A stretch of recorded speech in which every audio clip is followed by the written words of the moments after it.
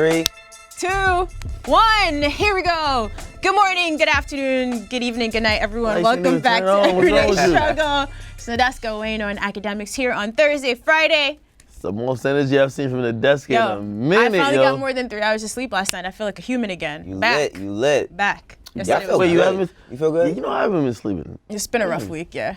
But we can tell when you don't sleep, though. You're sure? Why? Like, I Half an think hour I'm late. drunk. I haven't drank in a minute, bro. Okay, Like, well, before the show. I wasn't gonna say it. Nah, every time I come in here and I don't, like, I'm a little tired because, you know, try to maximize my 24 hours, try to work 22 out of 24. Oh, Jesus. Yeah, I think I'm drunk. But I know. Yeah, okay. Why are you in a good mood, Wayno? I don't know. Like, I just woke up. I think that's because I got some rest as well. I got some good rest as well. Sleep is important, people. The thing is, when you're in a good mood, I'm like, Nadeska must have smoked some good weed. If you're in a good mood, guys, Wayno definitely. I've been weed free for 2 months. You should be really proud of me. I'm doing real. You ain't smoking 2 months? About. Wow. At least. It's been a while. It's like I'm on my longest detox of all time. Wow. And when Wayno's in a good mood, this nigga just collected a check. Okay, it always has to be a check with this man. Because I know y'all now. Y'all not gonna come a lot of the viewers talking about y'all just in a good mood because y'all got some sleep. It literally Hell out of is here. sleep. It's sleep. I've been going to the gym, not smoking weed. Doing well right now, man. That's good. All right, shall we get into this? Let's do it. There's been too many like reports of shooting and all this like legal trouble, so we just want to start with some nostalgia. So this week in hip hop, DMX released his debut album, It's Dark and Hell is Hot. Amazing project that dropped May 12, 1998. Of course, there were 4 big singles: Stop Being Greedy, Ruff Ryders Anthem, of course, How's It Going Down, and Get At Me Dog. Production from Dame Grease, PK, Irv Gotti, Young Lord, and of course Swizzy. So this debuted at #1 on Billboard 200, sold 251,000 copies in week 1, and was certified 4 times platinum by December 2000. I still have the hard copy of this album. Me too. I broke a lot of tapes though. Because cassettes was still a big thing at that time. Okay. Like, I ain't gonna front. Me and my friends ran through at least 3 of those cassettes. But this album, I mean, this 1998 is such a great year in music and sports. That's the year that Michael Jordan shot the last shot he took with the Bulls. But this album though, like this album, it really like stood the test of time. And the reason why I can say that, this album came out when I was 98. I'm about to show my age. I was like 15, going on 16 when this album came out. But when this album came out, first of all, DMX, his voice is so distinctive. Nobody really knew what he looked like because we were just hearing him on DJ Clue tapes all the time. Everybody thought he was this big, tall, brolic guy. Turns out he wasn't that tall. He wasn't that brolic. He just was like... Still intimidating, though. Very intimidating. But this album, it's a lot of songs that he released off this album. We got the track list, don't we? Can I see the track list real quick? They're scrolling. Yeah. So like, I remember, Niggas Done Started Something, which that's one of my favorite, probably my favorite record off of there. It has the Locks and Mace on it. That came out in 95. And it came out in 95 and he held it like for an album 3 years later. I think Get At Me Dog came out like a year early too, because that single was just bumping throughout the whole year. And then him dropping his album, he took over. Remember he dropped his second album like later on that year, Flesh of My Flesh, Blood of My Blood. That shit did like 300-something thousand without a single or a video. So DMX, like, remember how Jay-Z had the whole thing, DMX the Game? How he said like 50 Cent DMX the Game, like kind of was the person that revolutionized like a time or era? This was the start for X, you know? It's a great era. After this, movies came, all types of stuff. What movie we was talking about the other day? You say some shit about DMX. Remember? I remember. Sure, like, memory. I'm smoking weed now. This was, Damien is probably one of my favorite songs on this album. Like, such an incredible song. I was a super fresh immigrant when this dropped. I had just been in America like a year. I was gonna say, were you even here yet Hell when this came out? Wow. Like, I mean, I went back and listened to this album, but only after the singles. You feel me? Like, the singles, like, I'm like, all right, damn, which album this kind of came out on? Because, like, I came over here, like, 2001. So, like, DMX was not only just a musician, DMX is like DMX, even the movies and shit like that. So all by the time you got Yeah. So like once I'm like, oh shit. So I kind of went back and caught up with the music like that. So I wasn't here to have the impact of the album coming out and how shit was probably changing for him time. Because this is, as you said, this is a time where he dropped multiple albums in a year, right? Yeah, 2. He dropped 2 this year, and, like in 98.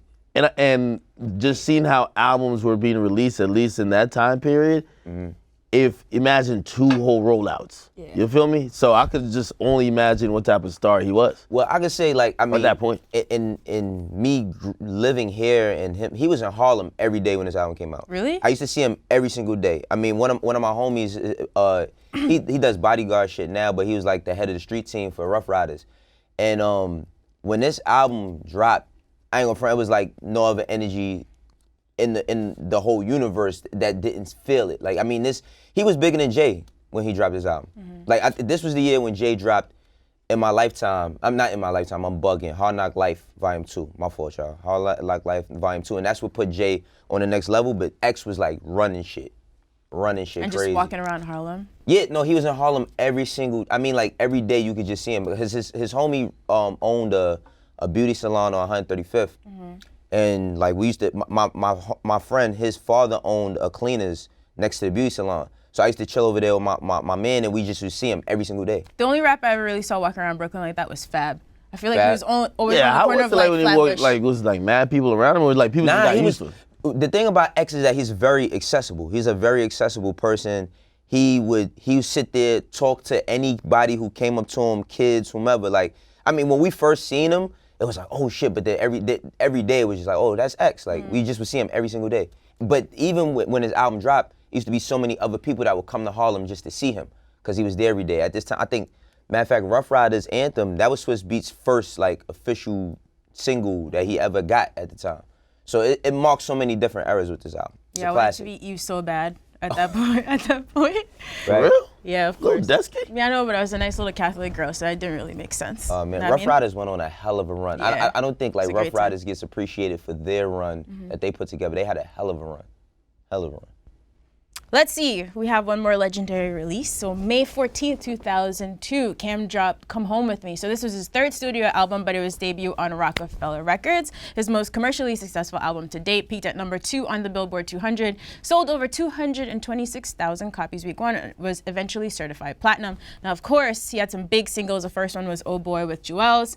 That was 5 straight weeks at number 1, and Hey Ma. I think this went on to become his biggest hit to date with Juelz, Freaky Zeke, and DJ K. Slay. This was a beautiful time in music, and all the girls loved Juelz. Everybody had a crush on Juelz at this point. Yo.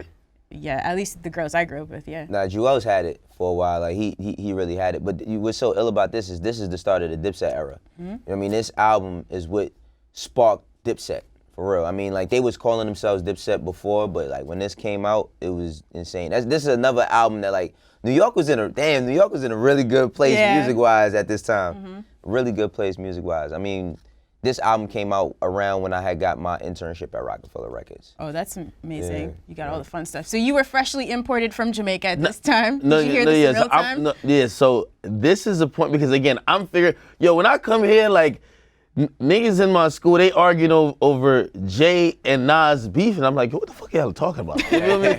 So I'm still trying to grind it. I remember niggas banging on the tables and shit. Like, I saw also that trend. I'm like, why everybody? But I got into it. And then I remember, like doing beats on the table? Yeah. Grind and beat, nigga. Oh, the grind and beat. And then this drop, and then to keep it real, it's just slowly everybody, at least from my school, everybody just kind of wanted to be like, you felt like Cam was the coolest thing in the world. Yeah. In the world, Facts. world. You feel me? So. It says a lot about Harlem.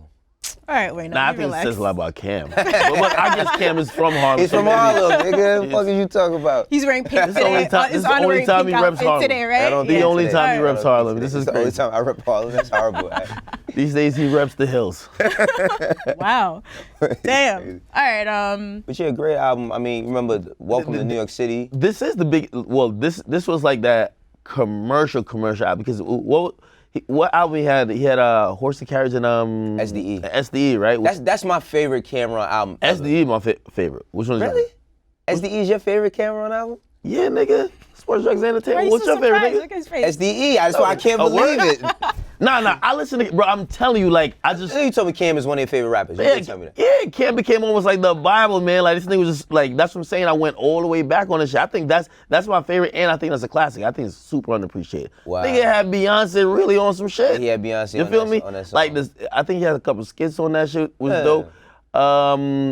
He had, I think it was with Prodigy. He had a song. He had a song for Losing Weight. Yeah, had losing weight. He had ODB violence on there. He had But I felt like on something. And I guess that's the context I probably missed because like Cam on SDE sounds different or like the swag that's presented on different. Come Home With Me. Like SDE, like of course, I think you realize he's a dope artist that can make dope music. But on this shit, a nigga brought the whole swag, the whole lifestyle, the whole culture. Like that old boy shit was really. On Cam, on Come Home With Me too, it's like, remember Cam got skinny out of nowhere. Everybody thought he was sick. He had an ulcer. He said he had an ulcer or some shit. But like, this album, it just marks so many different things in time. I did a podcast and I told a story about Cam. Cam used to walk around wearing disguises when he put this album out.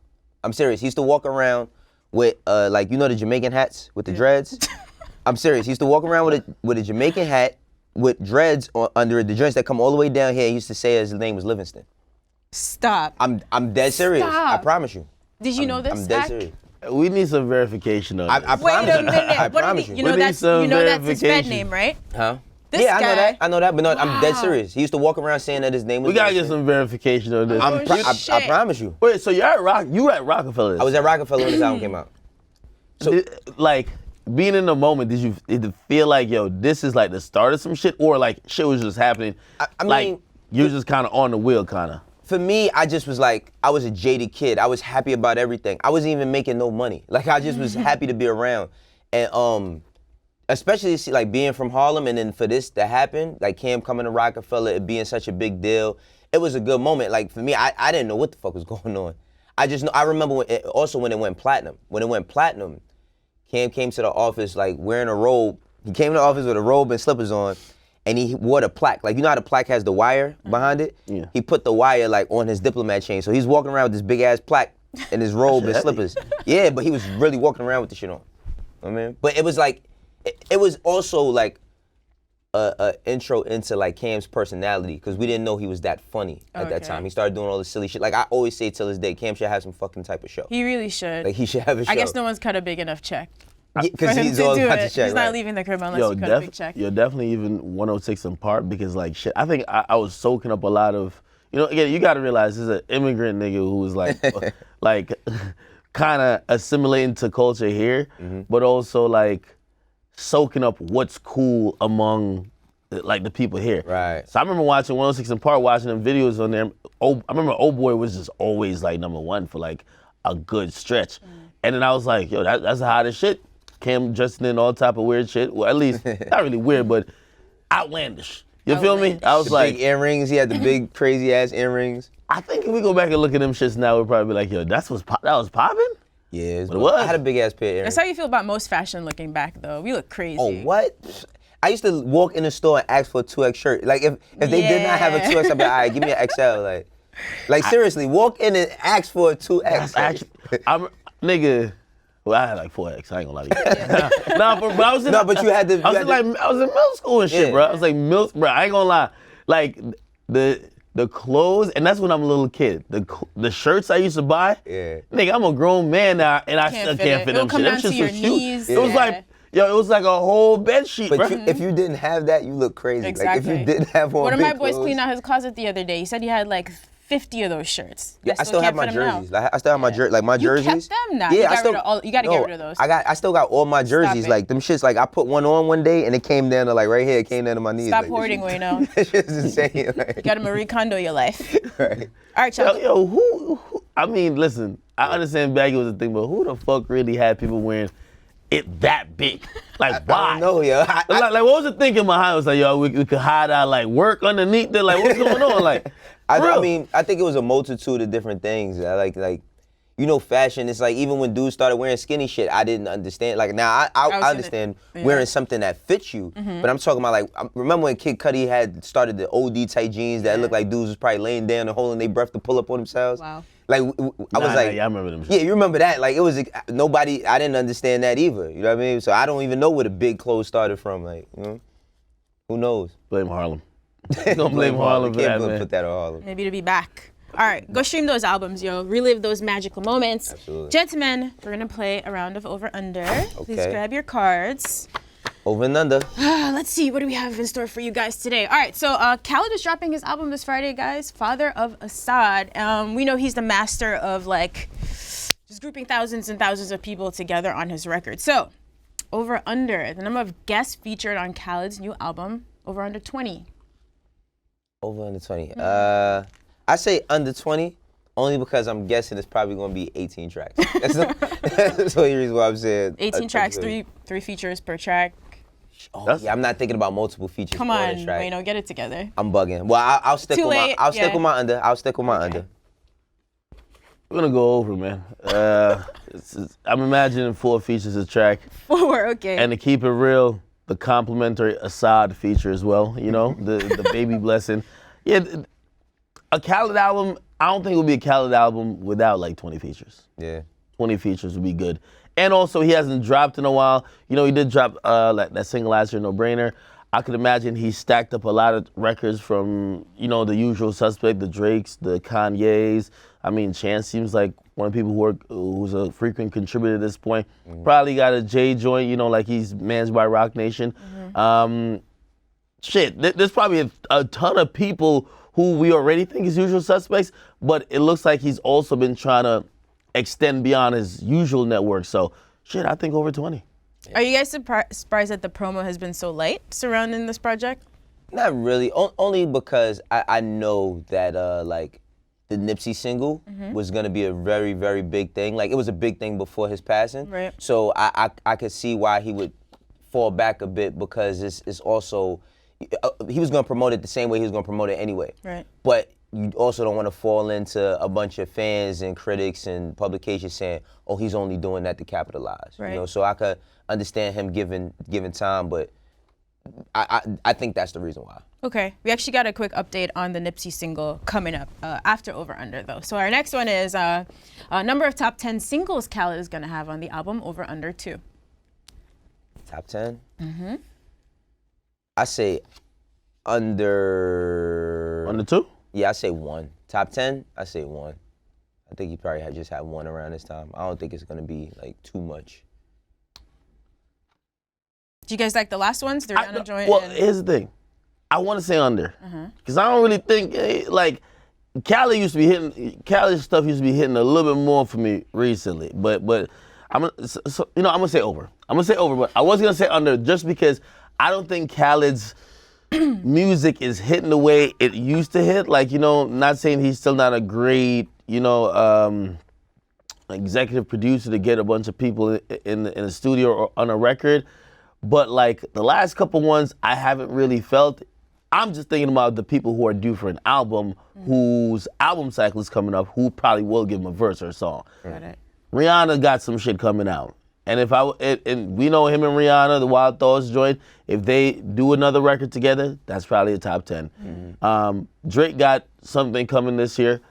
If Drake gives him a record, I would think that's a top 10. And I think he could probably strike gold with if he get Bieber and somebody else, Bieber and Wayne. You didn't like that last one that much, though, right? And supposedly he got some with Cardi B. Like, I think those are all top 10s.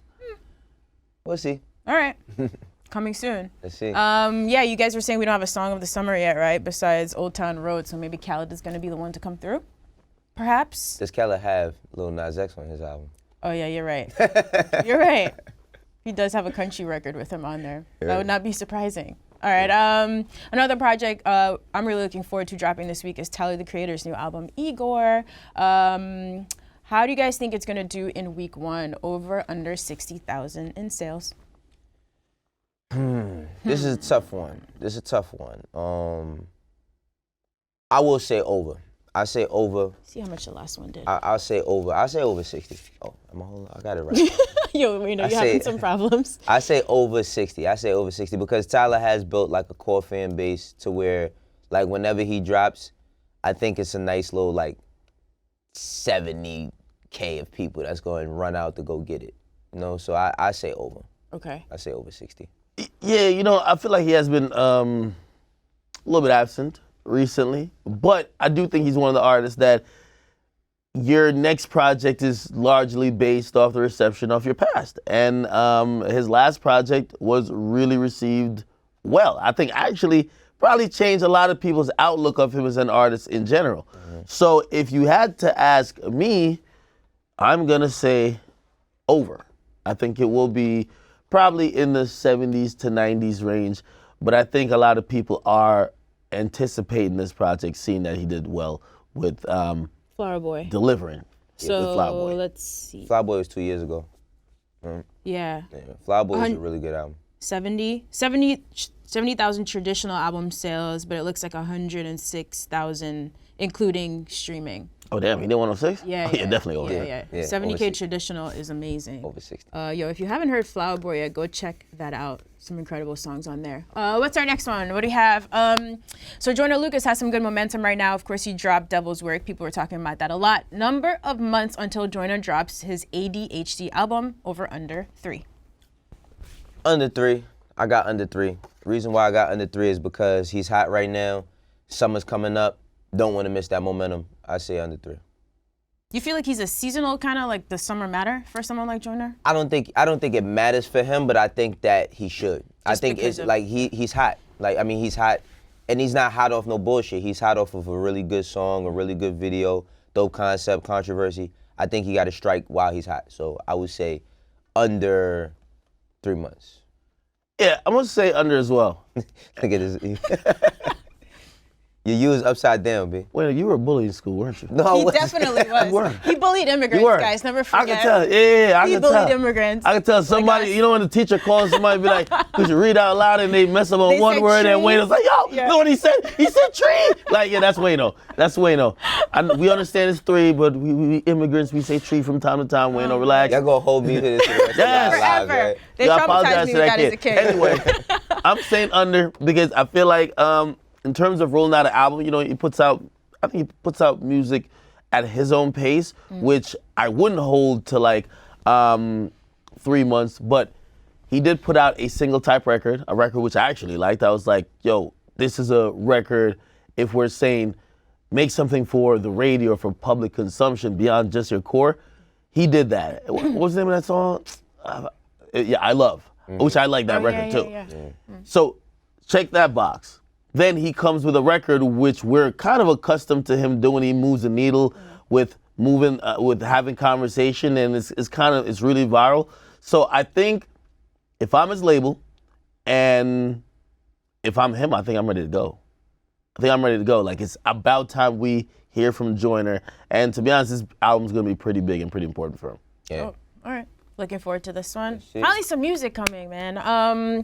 Lil Nas X. So yes, we know Old Town Road is doing great. The remix is doing great as well. And we've been having this discussion about what kind of music he's gonna follow up. Is it gonna be country? Is it gonna be trap? When's the right timing? So number of weeks till Lil Nas X drops a new song, over under 3 weeks. Over 3 weeks. That nigga's not dropping another song no time soon. He not dropping another song no time soon. And everybody's getting on them Old Town. Like, I see people saying it's gone. No, it's not. Like, It's everywhere still. let that young man rock. That song is not, he's not dropping no song no time soon. He should milk this for a bit. I don't know if he could do it again. What's the bit? At least this summer. Like, he has to milk it The for whole this whole summer. Absolutely. That's an EXO Tour Life moment with Uzi, you know, like he didn't drop for a bit. But honestly, here's the thing. I think under. I think he will drop music soon. I just think nobody give a fuck. By the way, he's previewed a shit ton of music. And by the way, I'm using a little loophole and cheat code for my under. I'm saying that, let me make sure my U is in the right position for Wayno to go. You feel me? But I think maybe not through like iTunes, but I think he's been showing a lot of love to his SoundCloud, letting people know, hey, I have previous music. I think he'll drop something through there, just to, maybe something unofficial, but just to kind of give other people like a heads up of other music he's gonna have coming, or knowing that, hey, I'm not only doing country music. I don't think much people will care too much about that because they're so invested in him doing country, Old Town Road, but I think he'll definitely drop something. Okay. Let's see. Can't wait to see. That's a good strategy. See. All right, more albums coming. So YG confirmed that his new album, For Real, is coming. I believe it is May 24th. Real quick, over under, first week sales for YG. He has Go Loco out right now, doing well, over under 50,000 What's copies. good, Ak? I want to see what you got. I got on it. I believe the last time he did around, I think he did in the 40s to maybe 50s. I I think YG's an artist that has a solid fan base, but I don't see it doing over 50. I think 40 something. I got over. Because while I do understand what Ak is saying on the last album, I think that this is a whole new energy. I think his videos are better. I like these songs a little bit more than the ones he was dropping previously to lead up, which even Soup was hard, but it catered to a certain space. I think that he's gonna go far with the Go Loco joint. You said Stay Dangerous did 56K. Did 56? Yeah, I did. Yeah, so I think he's gonna do over 50. I got YG coming in strong 65, maybe 70. Strong 65. That would be good. Yeah. That would be good. Absolutely. That'd be good. I always look at YG in terms of first of all, YG makes pretty good albums. You get me? I feel like he got a classic. I feel like his first I was album. gonna say My Crazy Life, right? Like arguably, like he's one of the artists that kicked it off with a classic. When it comes to his sales though, and I've like watched how he puts out albums or whatever, I feel they're really driven on the performance. His album sales are driven on the performance of how the singles does. You get me? So that song, I don't think is gonna do as well. Not that it's not a good song. I don't think it's gonna do as well to move the units for the album. Yeah, that's it. I think it's gonna be a slow burn though. I think it'll be like a slow burn. I think that everything he's been doing recently, his timing has been right. I feel like his timing has been right. So we'll see. Okay. All right, we got one more over-under for you guys. So Chance the Rapper, coming off Coloring Book, that did really well. Of course, Asahd Rap was a great tape. He says the new album is coming in July. Number of guest features on Chance's new album, over-under, 5. Yeah. We're expecting some sort of Kanye collaboration, I'm sure. I'm going over. I don't think too much over, though. Maybe 6, maybe 7. And 7 would be probably pushing it if I'm imagining what Chance would be offering to us. But again, you know, he did drop us off 4 tracks, but that was last year. Yeah. Right? He dropped us off 4 tracks. People want to hear from him. You know, Coloring Book has been a while. I can't see him delivering anything below 13, 14 tracks. So let me just imagine that he's doing 16, 17. And if that's the case, I do believe now that not saying he didn't have that type of caliber in music to command certain features or whatever, I think now you will see it a little bit more star-studded, but 5 is a good number to say he could definitely do that. I say under, and the reason why I say under 5 is because I think that this is a great time for Chance to really show us that he's serious about him being a rapper that can stand alone. I think that, of course, like he's done great things prior. He's had his features, but I think that he'll have like maybe 2, 3 tops. Okay. I don't think he's gonna have too many. I think that because he's taken such a long time off, he's gonna give you him. Probably get a little bit personal. He got married. He got another kid on the way. It's a lot of things he got to talk about by himself. So I say under. I hope we get a new song soon. Yeah. You seen his commercial? His Doritos commercial? They got a Doritos commercial with NSYNC. Is this new? Didn't he have another one? He still got a number 3 hat on and that shit? Backstreet Boys? Absolutely. Wayno thinks all boy bands are the same. It's not NSYNC? Apparently it's Backstreet Boys. Shit, yeah, I do. Listen, man. He's like, same shit, doesn't matter. All right, man. Just so you know, though, NSYNC is definitely Justin Timberlake was better NSYNC, than right? Backstreet. Yeah, of course, of course. Anyway. Boy bands was really a thing, huh? Yeah, they were. Yeah, they were. All right, so we spoke earlier. What happened to the trash niggas in everywhere, man? You know, this was really only 1 star. No, that's not true. In NSYNC, JC really had a shot too, but I read a long article about like the timing was just wrong when he dropped. Who the fuck is JC? Doesn't matter. Yeah, I don't know. No Bobby Brown. All right, so we spoke earlier about Khaled's new album, Father of Asahd, coming this Friday. So there is a song on there called Higher, which includes a Nipsey Hussle feature. And Khaled revealed some pretty great news this week. So he said, the very title of the song reminds us that vibrating on a higher level was the essence of Nipsey's soul. It is in the spirit of moving forward, of preserving his mission that I, my co-writers, producers, and label partners are donating 100% of our proceeds from Higher to Nipsey's children, Imani and Cross. This is really dope. You know what? This is all the promo DJ Khaled needs. Like, for real. And I don't, and the thing about it is, like, in business, everybody always thinks it's wrong to do this or do that. I think that this is very classy. I think this is the right thing to do. Again, he had big plans for this record prior to Nipsey passing, so it's not like he came up with some idea now to just do some shit just so he could sell something. him doing this as a homage to Nipsey and respect to give his family the proceeds is very, very dope. I got to put Khaled on another level as far as a man with him doing something like this, because a lot of people's not going to part with that. They know that, of course, Nipsey's going to draw hits because he passed away. Right. So for him to donate 100% of the proceeds, right thing to do. Very admirable. Yeah, no, of course. You know, hats off to Khaled for doing this. When I even first heard about just like the single, shit, I was doing my research to be like, yo, tell me Khaled, and you know, because you know everybody has some untold story about Nipsey now. Everybody, I was trying to make sure he didn't have other plans for music, and then be like, you know, I do got the song with Nipsey. I could just kind of spin together like and just make it a single, because I don't think if it's like that, it'll work. Right. You know, I think it has to be genuinely pure and genuinely real, and something that just happened to happen, which I know you said like that's all the promo he needs, but it's just like the stars align for it to work and work successfully. Other than that, like I see a lot of people, even people who are alive now, who keep like trying to rehash his memory and hoping like he'll probably get them some heat.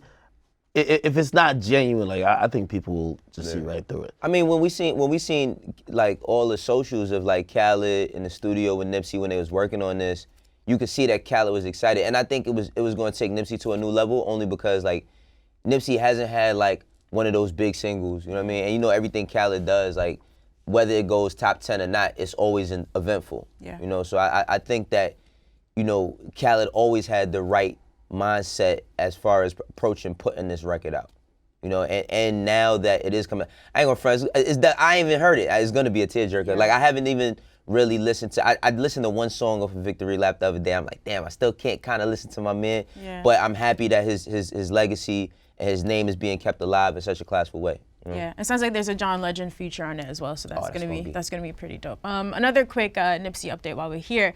So his team confirmed to XXL that his Marathon clothing website has actually brought in over $10 million since he passed away. So according to the source, like hoodies, hats, and T-shirts have been the biggest sellers. So that's really dope. Continue to support him and his family. Yeah. All right, and some petty news. A Milwaukee radio station has decided to ban Drake's music until the end of the NBA Eastern Conference Finals. So ahead of Game 1 between the Bucks and the Raptors, the station is 103.7 Kiss FM. They announced that, they're just banning him from all of their playlists. They said it's nothing personal. The programming manager said on Facebook, he's representing the Raptors. We got to take it home with the Bucks. That's ridiculous. Like, I mean, like, no, that's going too far. Like, I'm gonna keep it 100. That's going too far.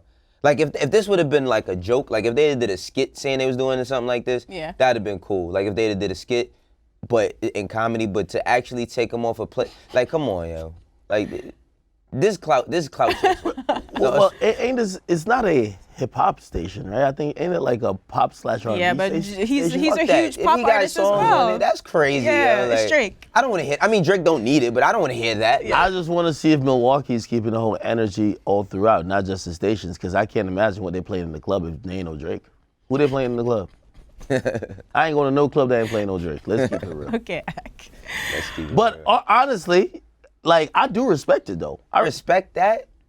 I respect it because they fuck with Drake. They're just trying to say, yo, it's like I'm pretty sure. It's one of them jokes that ain't funny though. No, I think you looking at it different. It's kind of like I'm pretty sure like if Meek was allowed to go to like Toronto, him and Drake would have like some friendly bars back and forth. Mm-hmm. I think Milwaukee's never been in this position before. They just want to show how hard they run for their team. And they're not going to bump anybody. They ain't going to rock with nobody who's rocking with the opposition.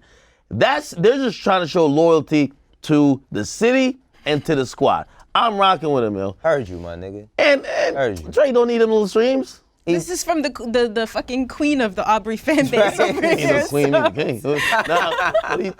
No, I'm serious. It's fine. If New York did that more, the Knicks would be in the finals. Okay, yeah. I think it's going to take a little bit more than that. Stop it, man. Disgusting, man. Stop it. You act like he's blackballing him. It's only for like a week, man. Like you can't. I don't care. It's not cool. He has you blocked on Instagram. I don't you should not want to hear him. I'm being objective, right? I'm being objective. Fuck that. I don't care if he has me blocked. I'm just saying that's corny. This shit is corny. If they would have did it as a joke, cool. No, like, that is the joke. No, but if we're not gonna play his music for a week, no, that's corny. I'm pretty sure the mix show DJs, they'll like throw some Drake in there and like kind of like play off of it. Yeah. But they're not gonna be playlisting. I got my eyes on you. Get out of here. No. Not gonna lie, this is not the kind of topic I expected you guys to have a deep debate over, but I appreciate it though. I do appreciate it. So last week we were talking about Joyner Lucas when he dropped the video for Devil's Work. Tommy Larn, who's like a conservative commentator, she really felt a way about him calling for her death, et cetera, wanted to like have a conversation about it. So we had a debate about whether or not this would actually make sense to like make progress or whatever. So Joyner has ultimately decided he's not doing it. He said, I created I'm Not Racist so we can have conversations that need to be had, get to a level of understanding, but speaking to Tommy Larn would not be productive because she's already talked to countless rappers about their views and feelings, and all she did was shit on them. I'm setting myself up for failure if I have that conversation. She's not a rational person or understanding on any level. Her aim is to make us look crazy on national television, not doing it. The end. Yeah. On contrary to what I thought about him talking to her, I agree with him. I definitely agree with him, which that's what Ak was saying anyway. Like, I do agree with him, because, like, who's the dude? Is it James Nolan? Who's that director that does all those videos that leave it open to, like, conversation? I mean, not videos, movies. I think that it's good that he does videos or songs that don't necessarily need a sequel or need explanation. They just need conversation. Like, kind of how Childish Gambino did This Is America. He's like, I don't want to explain it. Right. You know what I mean, y'all should have your own conversations about it. So, very dope about him. Jordan did the right thing, and a lot of times I think people choose some possible like personal benefit over like something that's culturally like we don't need this. And again, all the reasons I pointed out. Listen, Charlamagne tried to deal with her and try to figure out how even just us African Americans could see eye to eye with like some of the rhetoric she was spitting. You know, she just used that moment to really level up her platform. Trevor Noah did. She did the same thing with that. So again, like, why would you do the same thing when she's showing that she's not gonna change? Nah, I like it. I like that Joyner did not do that. Lit. Respect to him for that, by the way. Lit. Okay, and now unfortunately we're back to our depressing legal updates. All right, so according to ABC News, Kodak Black entered a not guilty plea for the federal and state weapons charges that he's been facing. Remember, he was arrested ahead of his Rolling Loud performance last Saturday. So he was released on $500,000 bond on the condition that he submits to house arrest for the duration of his trial. But unfortunately, he was already out on bail for sexual assault charges filed against him in South Carolina at the time of his arrest. So because of that, his bond may be revoked, which means that he would just have to stay in custody in Florida. Kodak's lawyer said he'll actually use his $600,000 house in Florida as collateral for the weapons charges. And he also explained that he thinks Kodak's behavior that he's exhibited since he's been arrested negates the prosecution's claims that he will jump bail. So not really a great update for him. Yeah, I don't think he's gonna jump bail, but he's back to square one. Like, he's right back where he started. You know what I mean? He's not in jail, but they putting him on like house arrest or something, right? Yeah, so it's like, right back, come so far to go so high to come right back to where he's at. Because now, I mean, even if he does, you know, let's say for the sake of argument, he's innocent and everything, this just sets you back for months to damn near a year of sitting, just waiting to figure out trial or legalities, etc. So, no. Yeah. Shit, listen, Kodak will be all right. I hope the people around him, and of course he got really good attorneys from what I've heard. They're gonna handle it, and yes, it is gonna suck that he can't be out on tour. But to be honest, man, even though I know he was getting a lot of money and he's feeding his family, man, Kodak was doing a lot of bullshit. You know, it felt like he was getting into a lot of bullshit that wasn't that productive, just not only for himself but just for hip hop. So sometimes you have to have that realization to slow it down a bit. Yeah. Maybe this is it. I hope that his case in North Carolina doesn't, or the judge there doesn't say, hey, since you keep getting in trouble, we're revoking your bond. Come sit in jail. Yeah. That wouldn't be good. But I'm glad that he's free right now. What this really made me kind of realize, I'm like, damn, every time I'm filling out any type of paperwork for the feds, man, if they ask a question, I might have to just Google that shit first, because that's why he's locked up. He was filling out a gun application, and they said, I mean, I just think you don't lie on paperwork. That's really. Well, that's what I'm saying. Like, like, even looking at this case. You think it was a mistake, you're saying? It might have been a mistake. Wait, the thing about it is that. You feel me? When you're a felon, though, when you're a felon, as soon as you become a felon, all your rights, a lot of your rights in the amendments are revoked. So your Second Amendment rights is done. You know what I mean? That's the right to bear arms. That's done. So there's no way possible you can be filling out. No, so the box he checked wrong that allowed him to get the firearm was a box that says, are you currently under investigation or do you have a current open like felony case or something? Now, he just got out of jail and he's not on probation from nothing from Florida. Yeah, but he's still a convicted felon. No, you're right, but it said open cases. Yeah. You get me? So perhaps he's thinking, oh, my shit is done from that. Yeah. But that sexual assault case in North Carolina, that's open. I mean, but the thing is, he's a convicted felon. As a convicted felon, you can't apply for a South firearm. Carolina. Like, yeah, like it doesn't matter. If you're a convicted felon, no matter, it's almost like when you apply for a job. You know what I mean? It's almost like when you apply for a job and they ask you, all right, well, yeah, I went to jail and all of that, but I'm out, I'm doing good. If you don't check off that you're a felon, they'll hire you, and then when they find out, they're gonna fire you. If you're trying to purchase any type of firearm and you're a felon, that's an absolute no. That's the red flag initially. It don't matter what he checked wrong. He can't own a gun in America. Like, No. Listen, I'm not arguing on behalf of whether he could own a gun. Yeah. I'm just saying what they said in court is this nigga lied on paperwork, right? Again, it's like perjuring yourself in court. Like you could, if you lie in court, no matter what the truth was, the fact is just like Justice Smollett, like he didn't get arrested for faking a hate crime. He got arrested for lying to the cops. So I'm just saying, when I'm seeing that serious. Lawyer act. All right, man. You know what? Federal act. Federal act. We're going to save all of the other legal updates for next week. Who that fresh looking nigga right there? There's too many. Bro? All right, look. So, guys, tomorrow is a very special day. My brother Akademiks here is going to be 1 year older and, in theory, 1 year wiser. TBD on that one. So we have like a little highlight reel of some of our favorite act moments. Oh, for real? Year. Can we take a look? Yeah, let's watch this shit. Uncle Ack is the rebrand. Uncle Ack? I'm in my 20s, teens. Ack. Oh, you took the shoes all the way up? No, he actually has very cute petite toes, you guys.